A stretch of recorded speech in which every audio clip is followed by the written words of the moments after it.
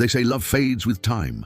But what if time is the very crucible that proves it? What if there existed a love so faithful it could thaw a kingdom buried beneath a curse of endless snow? Tonight, you will hear of two souls who defied war, winter, and death itself. If you have ever waited for someone, if you have ever believed against reason, stay with me. Because this is the story of the love that survived 1,000 winters. In the far north, where mountains clawed at a sky of iron, lay the ancient kingdom of Urai. Winter there was not a season. It was a sentence. The rivers slept beneath thick glass, forests groaned under heavy frost, and the sun, when it dared appear, moved like a pale coin lost in a grey sea. People learned to speak softly, to walk carefully, to hope cautiously. Stories were their fire, and the oldest story was a warning. If love is lost in winter, it will never return. Akihiro grew up in the clamor of his father's forge, a warm sanctuary carved out of ice. Sparks leaped like fireflies, iron sang under the hammer, and the scent of pine charcoal clung to his clothes. He was strong of arm and gentle of heart, a boy who would rather repair a child's sled than boast of the blades he tempered.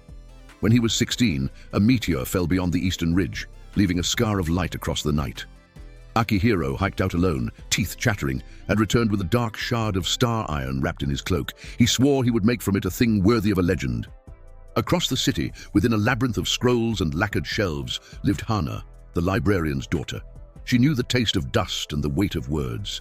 She learned to read the margins, where tired scribes confessed their doubts, and to listen to the silence between lines where old hopes slept. On winter nights, when candles guttered and the ink froze in its well, Hana copied tales of spring she had never seen. Her father loved her fiercely, but guarded her more fiercely still. "The world beyond books is teeth and claws," he warned. "You have a mind like a lantern. Keep it indoors or the wind will eat it." Fate, which hates warnings, arranged their meeting. On the longest night, when the city held its breath fast, an ancient vigil of muffled songs, Hana slipped outside to light a lantern in the temple ruins. Wind battered her matches. Her fingers stung, the wick smoked and died. She had nearly surrendered when a pair of hands, rough and scarred, cupped the lantern from behind, making a cave of warmth. "Try now," said a voice. She did. The flame caught and steadied, trembling, then standing tall. When Hana turned, she saw a boy with soot on his cheek and midnight iron in his eyes. He didn't look away, neither did she. "Sometimes," he said, "light survives because two people shelter it." They walked back toward the city, saying almost nothing, and the nothing felt like promise. After that night, they began to drift toward the same places. The fishmonger's alley at dawn, the snow bridge at dusk, the reading room where Hana slid a copied poem across the table, and Akihiro, who rarely read, sounded out the words until they warmed. Their friendship became a path they wore through winter. They met wherever the world had left a corner of quiet. The forge's doorway, a rooftop that collected sunlight like a bowl, the river's bend where the ice thinned and sang. Hana taught Akihiro to love stories. Akihiro taught Hana to trust the world's weight with her hands. He forged small things for her, a clasp for her cloak, a letter knife etched with constellations, and she filled his pockets with words. Constancy, vow, spring. But winter hears what lovers whisper. Rumors crept like frost into the librarian's house.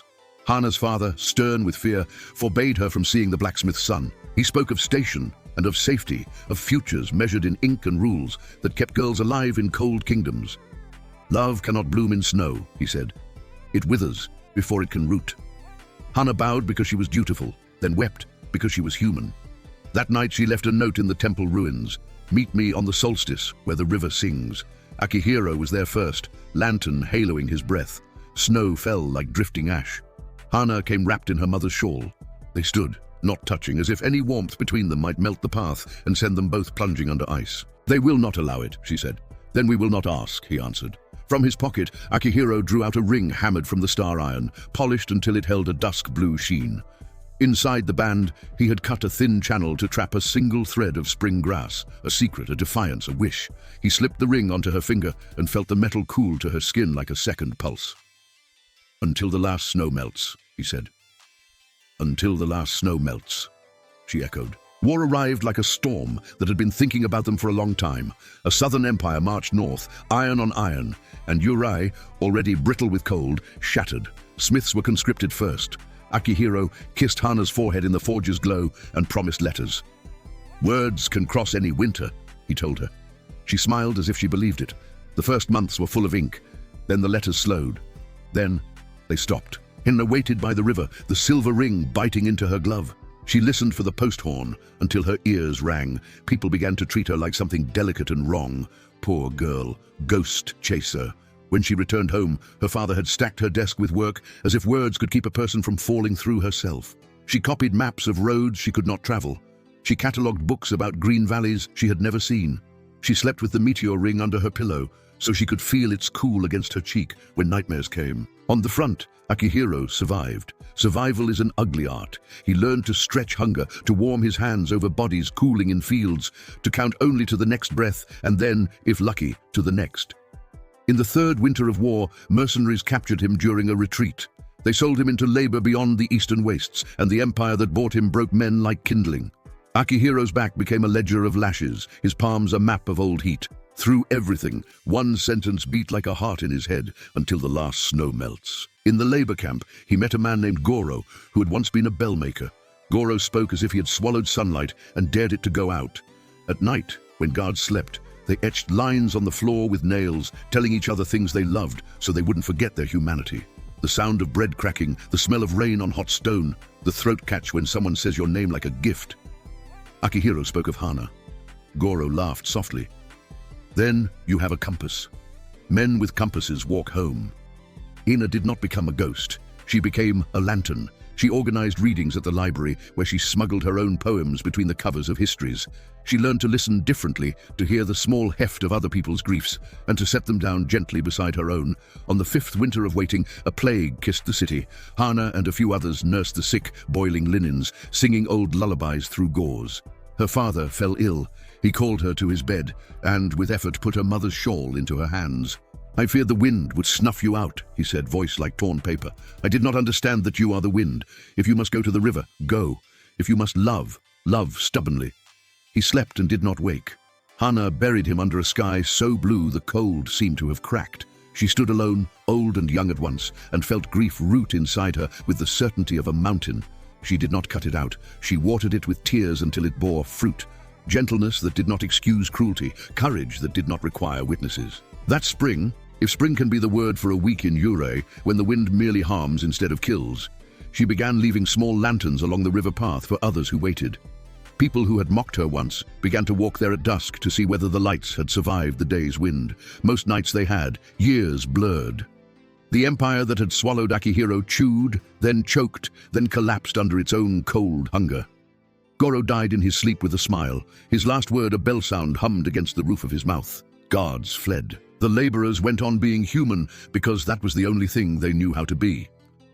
Akihiro, older now and limping, began to walk west with the star iron ring's twin in his pocket. He could feel it like a magnet whenever he faced home.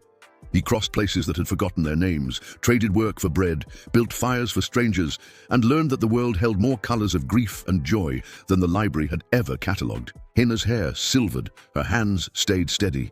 The city called her Lantern Mother.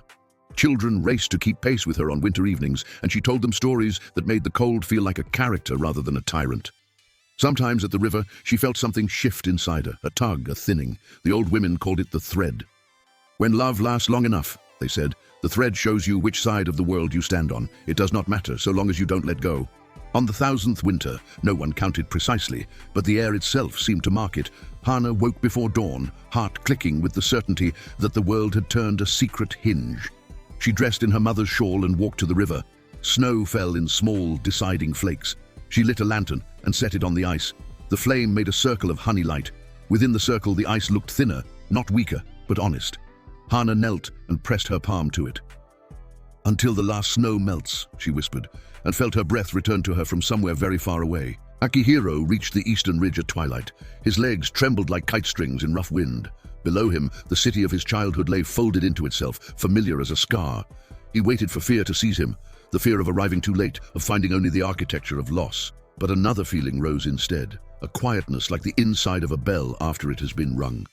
He descended, following the path his feet remembered.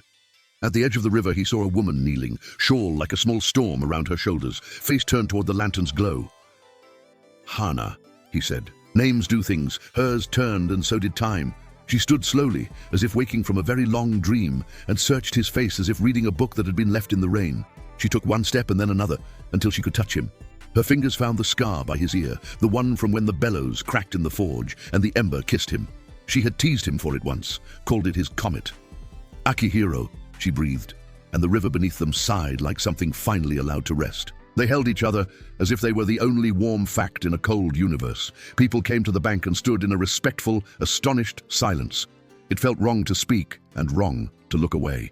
The lantern's light grew, not brighter but clearer, until it revealed what had been true the whole time, that winter's tyranny was a spell, and spells break when a vow outlasts them. The ice began to crack, not with violence, but with relief. Water rose like the first word of a long apology. Snow sloughed from branches, roofs shed their loads with loud sighs. Somewhere, sap stirred in a tree that had been waiting since before the kingdom had a name. The sun pushed a finger through the clouds and, finding no resistance, opened its hand. Yurei inhaled. Old men wept. Children stomped their boots and whooped. The city's bells, silent for years because the metal would split in deep cold, were rung until the ringers' palms bled. Hana held Akihiro's face as if memorizing it again and again, refusing to miss any version of him. He laughed, the sound rusty but unmistakable. "You kept the light," he said. "You taught me how," she answered. 2 hands. They married in the temple ruins, where they had once shielded a struggling wick. People brought them bread and flowers made from dyed paper, because the real ones hadn't learned how to be born yet. The librarian's old colleagues, who had once disapproved, wrote them blessings so ornate they were almost apologies.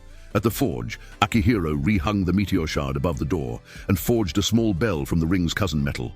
When it rang, its note was clean and low, like a river thawing. They grew old together, and then older still, and did not become less themselves. On summer nights, the kingdom learned summer again like a forgotten song. They sat by the door and told neighborhood children the unabridged version of the story, the one with all the small, unheroic details, the blisters, the pettiness, the days when faith is mostly stubbornness, the way love sometimes sounds like washing the same cup carefully every morning. People loved that part most. It made the miracle feel habitable. When at last, one of them went ahead for a while, the other tended the lantern and waited without despair. They had taught an entire country how to do that. When the second followed, it was during the first late snow of autumn, a soft rehearsal rather than a threat. The city kept ringing the bell at dusk for a month. The river sang. Spring came on time. Centuries later, travelers to Yurei still leave the road at twilight to visit the river. They say that if you kneel and lay your hand against the water, you can feel a warmth rise from the depths as if from a long-held promise. The city's oldest inn gives away a small bread roll and a paper flower to anyone who repeats, until the last snow melts without irony. And when lovers exchange rings at the temple ruins, the officiant says, 2 hands, and the crowd replies, 2 hands, and somewhere a bell answers with the note of a vow finally, eternally kept. Because love does not fear the calendar. Because some winters are not seasons but spells. Because 2 people once refused to let a flame die, and by the time the world noticed, it was spring. If this tale of Akihiro and Hana touched your heart, join us here at Anime Odyssey. Subscribe for more anime-inspired romances, mysteries, and legends, and leave a like so this story finds others who need its warmth. Every soul carries a winter, every heart deserves a spring, until the last snow melts,